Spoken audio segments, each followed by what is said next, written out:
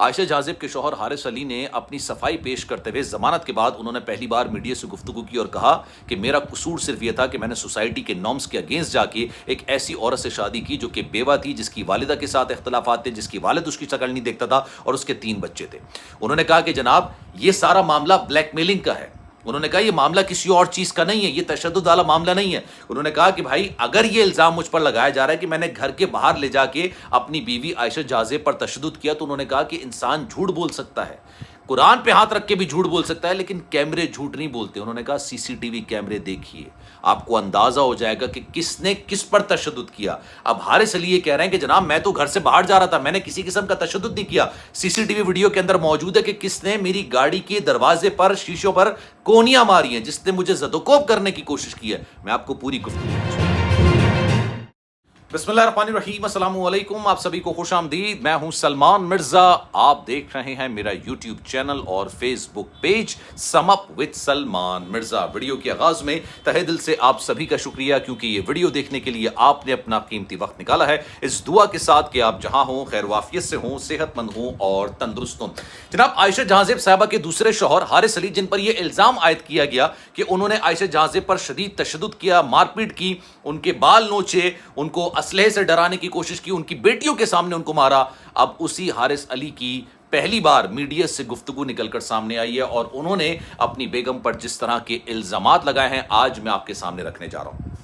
As a broadcast journalist मेरा ये काम होता है कि जनाब अगर हम एक साइड की स्टोरी दिखाते हैं तो हमारा काम यह है कि जनाब दूसरे साइड की स्टोरी भी आपको बताया जाए। अगर आयशा जाज़िब साहिबा अपने ऊपर होने वाले मजालिम को बयान कर रही हैं, तो हारिस को भी ये मौका पूरा देना चाहिए कि जनाब वो अपनी सफाई में बयान करे, और उसके बाद ये अदालतों का फैसला है कि वो इंसाफ करें और कौन इसमें मौरूद इल्जाम ठहरता है उसको सजा दी जा सके। लेकिन हारिस अली ने पहली बार गुफ्तगू करते हुए, भी मैं आपको पूरी गुफ्तगू सुनाऊंगा उनकी, उन्होंने ये बात कही है कि जनाब इंसान झूठ बोल सकता है, इंसान झूठ बोल सकता है, अल्लाह माफ करे, अल्लाह माफ करे। उन्होंने कहा कि जनाब कुरान पर हाथ रख के भी झूठ बोल देता है, लेकिन कैमरे झूठ नहीं बोलते हैं। उन्होंने कहा कि जनाब मेरे घर जिस पे ये इल्जाम लगाया गया कि उसी घर में मैंने अपनी बेगम पर तशद्दुद किया, उसको घसीटता हुआ बाहर तक लेकर आया, फिर मैं अपनी गाड़ी में बैठ के चला गया, उसके बाद मुझे पुलिस ने हिरासत में लिया और मैं अपनी बेटियों के सामने अपनी ही बीवी यानी आयशा जाज़िब पर तशद्दुद करा था, तो वहां पर सीसीटीवी कैमरे लगे हुए हैं।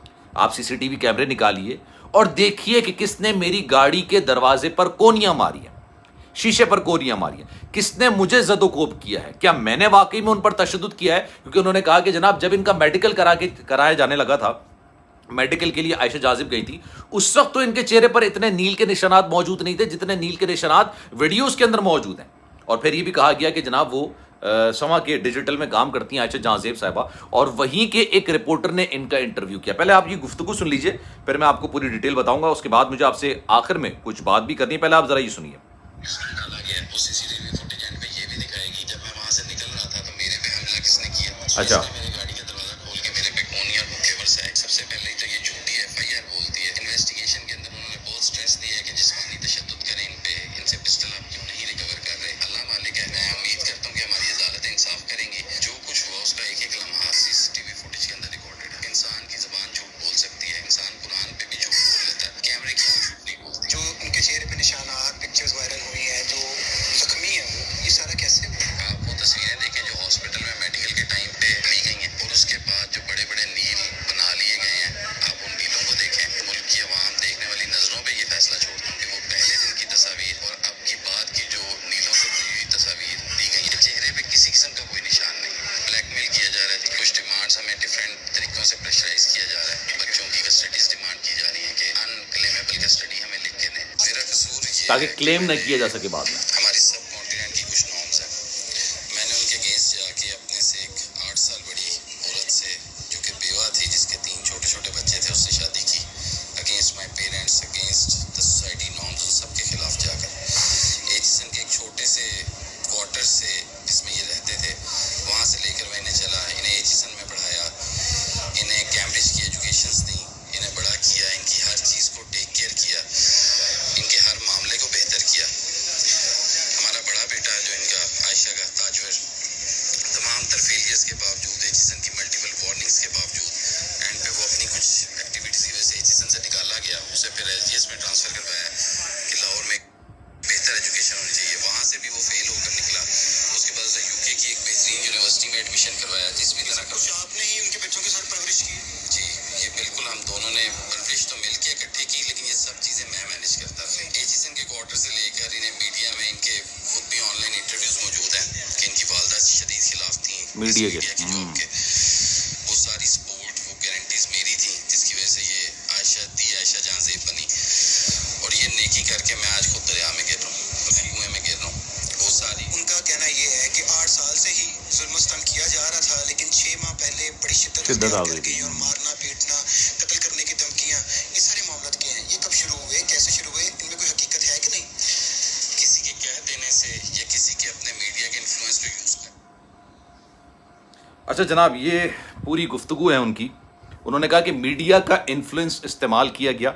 ये एक छोटे से क्वार्टर में रहते थे, मैं इनको लेकर आया। साथ साथ इन्होंने कहा कि इनका जो बड़ा बेटा है, जो कि मुझसे नहीं है लेकिन वो हमारा बेटा ही है, वो हर जगह फेल होता चला गया।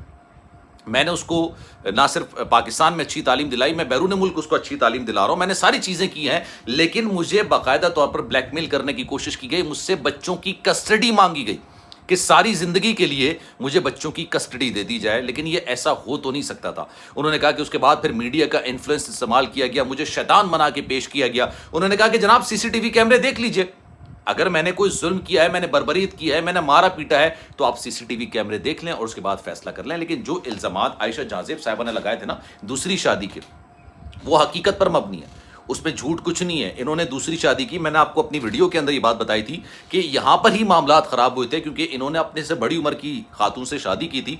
और आहिस्ता आहिस्ता जब वो, जाहिर सी बात है, इंसान एज में बड़ा होता जाता है, उसका हुस्न मान पड़ता चला जाता है। जब हुस्न मान पड़ता चला गया तो ये हारिस के ही घर वालों ने इनको ब्रेन वॉश करना शुरू किया, इनकी जहन साजी करनी शुरू की कि आप जो है वो दूसरी शादी कर लें ताकि वो लड़की हमारे घर तो रह सके। तो इन्होंने दूसरी शादी कर ली। अब उन्होंने कहा कि जनाब मैंने सोसाइटी के नॉर्म्स के अगेंस्ट जाके एक ऐसी औरत से शादी की जो कि 8 साल मुझसे बड़ी थी, जो कि जिसके माँ से इख्तलाफात थे, बाप उसकी शक्ल नहीं देखता था, उसके 3 बच्चे थे, वो बेवा थी। तो मेरा कसूर सिर्फ ये है जिसकी मैं आज कीमत चुका रहा हूँ। अब फैसला आपका है जनाब। यह मैंने आपको गुफ्तगू सुना दी, हारिस की मुकम्मल गुफ्तगू है। आपको आयशा जहां ज़ेब का मौक़िफ़ ज़्यादा स्ट्रॉन्ग लगता है, हारिस का मौक़िफ़ ज़्यादा स्ट्रॉन्ग लगता है? कमेंट सेक्शन में अपनी राय का इज़हार ज़रूर कीजिएगा। सलमान मिर्ज़ा को दीजिए इजाज़त। अल्लाह हाफ़िज़।